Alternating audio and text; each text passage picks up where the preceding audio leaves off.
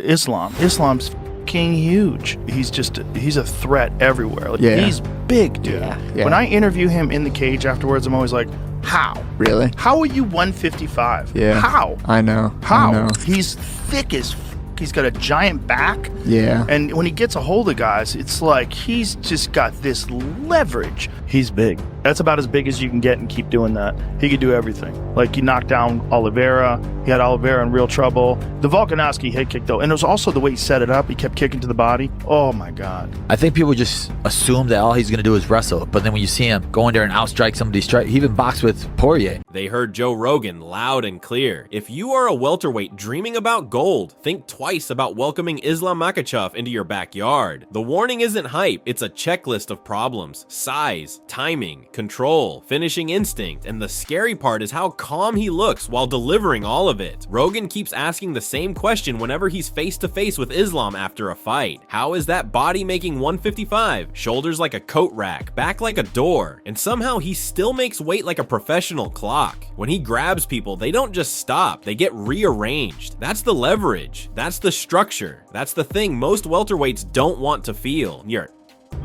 He is the truth.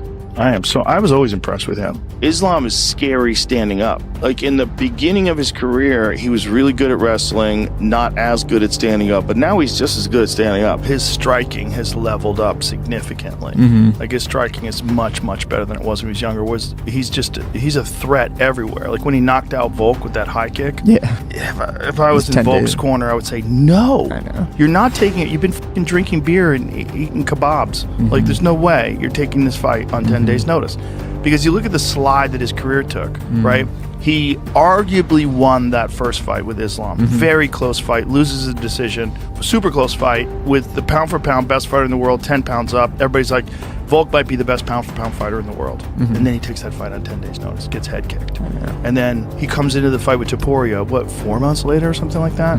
Compromised, clearly. You got head kicked, shin to the dome, stopped, unconscious. And then you've got to fight the scariest boxer in the division, and you get knocked out. And so then this big slide. I think that was his biggest mistake, right? Huge mistake. You just want to do two mistakes. One, you don't fight Islam on 10 days notice. You just can't. That just doesn't make any sense. That's crazy. He's so hard to beat. He's so good. He's as good as it gets. He's as good as it gets. He's the most complete fighter on the roster. When you KO Volkanovski like that, and then you choke out Dustin Poirier like that guy, that's the full thing, right? He can head kick you, he could strike with you and knock you. Knocked out Gleison Tibau with one shot standing. He can knock you out, like, legitimately, and he can still strangle you, and he can still smother you. Like, it's the perfect combination. That is such a crazy strategy. It's like you're outmanning every guy you fight, just out-grappling him, out-striking him. Most people try to be like a specialist. Exactly. Right? A lot of those really good grappler guys, they're strong, definitely, but they're really strong at closing up all of the space. I feel like there's two types of being strong in grappling. There's being strong in, I don't let you move me. And then there's strong in, I get to move you really good. And the good guys get to do both. But those types of guys, like the Islams, they do both really good. Yeah. This is why Joe's tone changes when he talks about Islam. He's seen flashy specialists come and go. Islam is a system. He doesn't just hold people down. He drags them into deep water, keeps the pace steady, and never shows a desperate face. He outstruck elite strikers, boxed with Dustin Poirier, and suffocated Charles Oliveira with that smooth pressure that leaves no fresh air. When he kicked Alexander Volkanovski on short notice, it wasn't a lucky swing. It was the culmination of hours of reads, rhythm shifts, and built-in traps. Body kicks, then the high gate opened and the headshot slid through like a letter under a door. People still call him a grappler first, but the footage says otherwise. He can end it up top and finish it on the floor, whatever the night demands. If Rogan had been in Volk's corner, he says he would have thrown the brakes on that rematch taken in 10 days. Not because Volk isn't a savage competitor, but because the timeline was unforgiving. Head kick, shin to skull, and the reset came with a price. Months later, Ilia Topuria blasted through, and suddenly the once untouchable aura had dents. That sequence is a cautionary tale, not a knock on greatness. Short notice fights against a problem solver like Islam can tilt careers. He's the kind of champion who punishes gaps you didn't even know were open. You don't jump into that storm unless the calendar is on your side and your camp has no loose ends. So why are welterweights hearing footsteps right now? Because Islam has hinted the thrill at lightweight is fading. He's cleaned out names without theatrics. Quiet reign, no chaos, just results. And when a champion starts glancing at the next mountain, the division above should check the weather report. Jack Della Maddalena is the new storm at 170. Sharp hands, tight combinations, vicious timing. But Islam's interest is not about disrespect, it's about appetite. He wants friction again, something that demands full attention, something that keeps him up at night in a good way. Welterweights, take note, a man who loves the grind more than the spotlight is far more dangerous than a loud contender chasing a viral clip. That talk intersects with a new wave at 155. Ilia Topuria doesn't just win, he shuts down chapters with blunt punctuation. Rumors and commentary from recent months have buzzed about Ilia melting Charles Oliveira early, a first round collapse that left fans stunned and analysts rewinding the short sequence to catch the details. Reports claim Ilia called his shot and landed exactly what he promised. Right hand, then the left hook chase, and Charles went out clean. Pair that with how he separated Volkanovski from his senses before that, and you start to understand why people use words like inevitable. It's efficiency that scares people, not wild brawls, not tired wars, clean entries, ruthless exits, and very little wasted motion. But styles decide more than posters. Islam is not obligated to trade in the pocket to prove a point. His striking these days is measured and efficient, but his ace is spatial control. He wins inches, he herds fighters to the fence, forces predictable exits, and grabs clean positions. Once he connects his hands, he moves opponents like furniture. Grappling strength comes in two flavors, the immovable wall and the irresistible lever. The best can be both. Islam lives in that overlap. He blocks your movement when you try to explode. Then suddenly you're the one being turned like a steering wheel. That's why the mat feels tilted when he's on top of you. You're not just tired, you're out of options. Now imagine that tool set at welterweight. He's already as big as a human can reasonably get at 155 while still being dry enough to make the limit.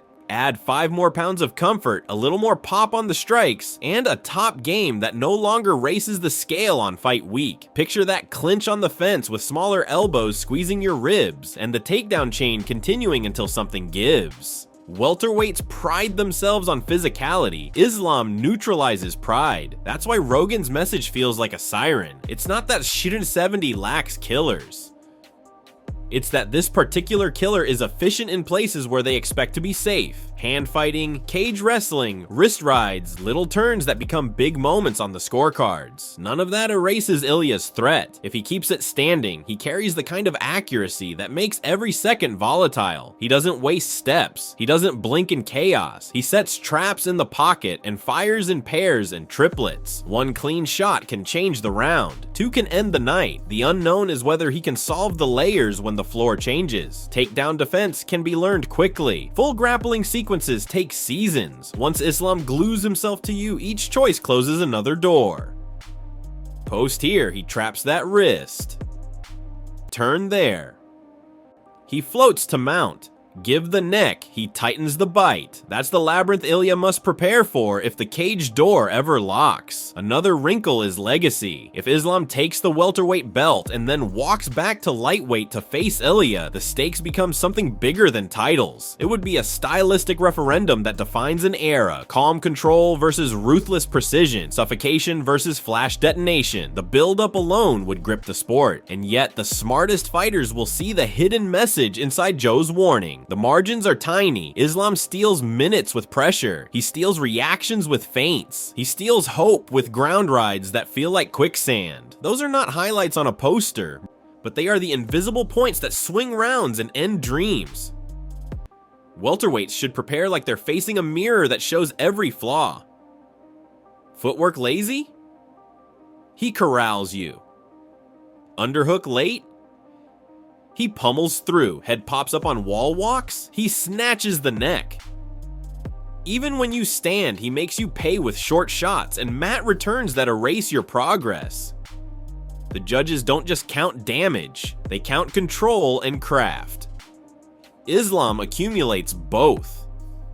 And when the opening comes to finish, he's as ruthless as any specialist. He can kick you upstairs, drop you with a straight, or strangle you when panic makes your hands wander.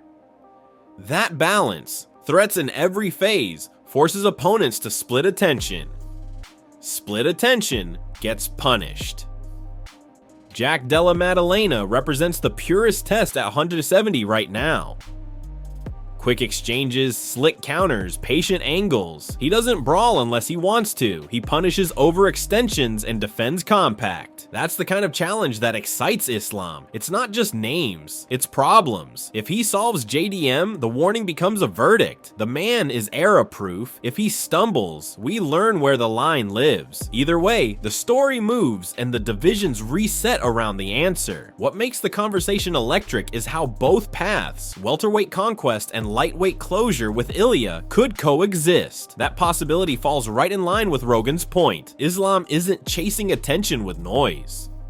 He's building a quiet resume of nightmare matchups handled like business meetings. No drama, just signatures and outcomes. The theater comes from everyone else reacting to it. Welterweights sense the shift, lightweights want their shot, fans want collision, and somewhere in the middle, a champion is sharpening tools that already terrified two divisions. So consider this a practical PSA dressed like a fight story. If you live at 170 and you think size alone keeps you safe, revisit the tape. If you live at 155 and think Islam is avoiding danger, remember how quickly he can pivot from kick to clinch to choke without breaking rhythm. The man processes chaos like a spreadsheet. He doesn't need to roar. He just needs a lever to move you and a second to seal the door behind you. That's why Joe Rogan sounds like he's ringing a bell. He's not selling fear, he's telling the truth the way veterans do. Calm, direct, and a little bit chilling. And still, there's the puncher's chance with a surgeon's brain attached to it. Ilia brings that, the timing, the composure, the eerie ability to predict where your chin will be a half beat later. Fans are right to crave it, just keep the framing honest. Much of the Ilia Islam heat lives in speculation and excitement. Reports and interviews stoke it, but the cage is the only court. When the door locks, we learn the truth. Until then, welterweights should keep their ears open.